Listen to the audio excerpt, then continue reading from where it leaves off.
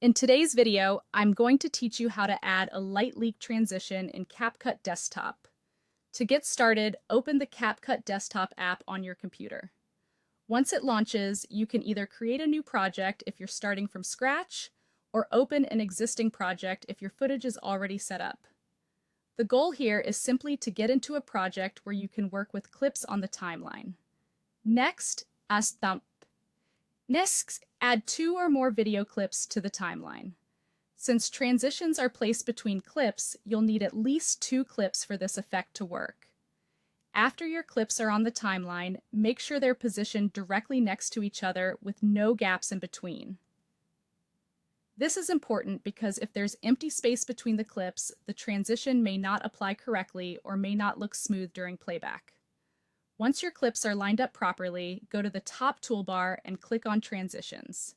This will open the transition library, where CapCut stores all the available transition effects you can use in your project.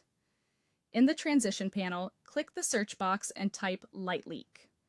Give CapCut a moment to process the search and display the results. When the results appear, locate the light leak transition. If you see that it isn't installed yet, click the download icon and wait for the download to complete. This only takes a moment in most cases, but it's important to let it finish before trying to add the effect. After the transition is ready, you can apply it in one of 2 ways. You can click the plus button or simply drag the light leak transition directly between the 2 clips on your timeline. Then wait for the transition to appear on the timeline. Once it's visible there, click on the transition itself so you can make any needed adjustments. If the default timing feels too fast or too slow, adjust the transition duration as needed. A shorter duration usually feels snappier, while a longer one creates a softer, more noticeable visual blend. Choose the timing that matches the pace and style of your edit. Now click the play button to preview the transition. Watch the moment where the first clip changes into the second and make sure the light leak effect looks clean and natural.